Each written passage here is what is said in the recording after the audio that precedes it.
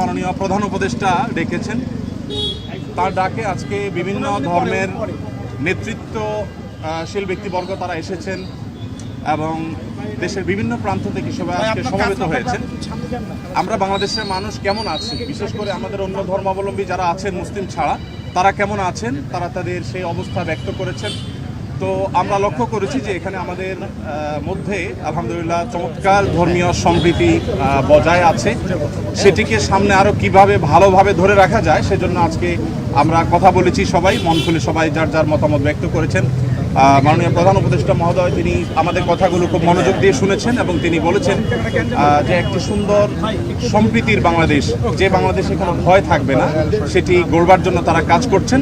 এবং আমরা আমাদের জায়গা থেকে বলেছি যে এদেশের ওলামা একরাম, এদেশের ধর্মীয় নেতৃত্ব তারা তাদের জায়গা থেকে অত্যন্ত দায়িত্বশীল এবং দায়িত্বশীলতার কারণে কিন্তু আপনারা দেখেছেন যে আইনজীবী আলিফ হত্যাকাণ্ডের পরে সারা বাংলাদেশে মুসলমানরা অত্যন্ত ধৈর্য এবং সংযমের পরিচয় দিয়েছেন।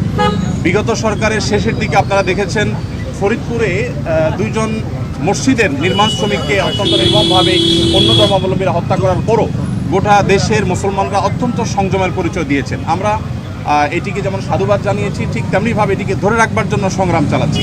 এখানে সিনিয়র বিভিন্ন ব্যক্তিবর্গ ছিলেন, জাতীয় মসজিদ বাতুল কর্মের সম্মানিত খতিব ছিলেন, আন্দরকিল্লা শাহী মসজিদের খতিব সহ অন্যান্য ব্যক্তিবর্গ ছিলেন।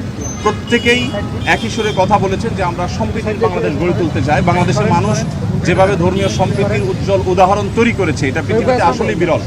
কোনো প্রপাগান্ডায় যেন আমরা কেউ কোনোভাবে পা না দিই এবং আমরা যেন সবাই ঐক্যবদ্ধ থাকি, সেজন্য সবাই এখানে কথা বলেছেন। মুসলিমরা ছাড়াও অন্য ধর্মাবলম্বী যে সমস্ত নেতৃবর্গ ছিলেন তারাও কথা বলেছেন।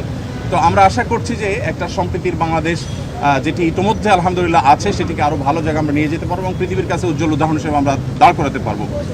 এখানে প্রত্যেকে যার যার জায়গা থেকে চেষ্টা করেছেন এই কথা বলার জন্য যে আমরা শান্তি সম্প্রীতি রক্ষা করবার জন্য কাজ করছি। আমরা 5 আগস্টে লাইভে এসে প্রত্যেকে যার যার জায়গা থেকে আমরা সবাই কিন্তু মানুষকে সজাগ থাকার, সতর্ক থাকার এবং সংযমী থাকার, ধৈর্যশীল থাকার জন্য আমরা আহ্বান করেছি।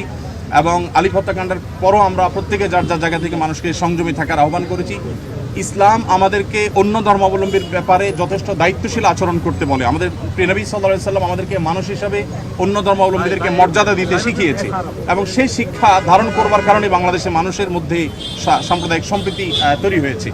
আমরা আমাদের আশেপাশের বিভিন্ন জায়গা থেকে সাম্প্রদায়িক সম্প্রীতির যে নাসিহা শুনে থাকি, উপদেশ শুনে থাকি, সেই সমস্ত জায়গায় যখন দেখি যে সংখ্যালঘুরা নির্যাতিত হচ্ছে, আঘাতপ্রাপ্ত হচ্ছে এবং দলে দলে তাদের উপাসনাগুলো ভাঙা হচ্ছে, আমার মনে হয় সেই জায়গাটাতে আমাদের মনোযোগ দেওয়া দরকার।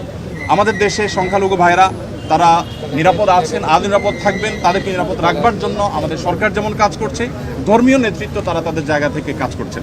তো আমরা মূলত এই বার্তাটা মাননীয় প্রধান উপদেষ্টা মহোদয়কে আমরা দেওয়ার চেষ্টা করেছি যে আমাদের জায়গা থেকে আমরা ঐক্যবদ্ধ আছি, ঐক্যবদ্ধ আমরা থাকবো। আমাদের হিন্দু, মুসলিম, খ্রিস্টান, বৌদ্ধ সবাই ভাই ভাই হয়ে আমরা এই মাটিতে আমাদের প্রিয় দেশকে এগিয়ে নিয়ে যেতে চাই। সেই জায়গা থেকে আমাদের মধ্যে কোনো প্রকার ফাটল নেই, আমাদের মধ্যে কোনো বিভেদ নেই। বিভেদ এবং ফাটল যারা দেখাবার চেষ্টা করছে তাদের সে মিথ্যা প্রপাগান্ডা যেন বিশ্ববাসী বিভ্রান্ত না হয়, আমাদের দেশে মানুষ যেন বিভ্রান্ত না হয়, আমরা সে বার্তাটি মূলত আজকে দেওয়ার চেষ্টা করি। ধন্যবাদ।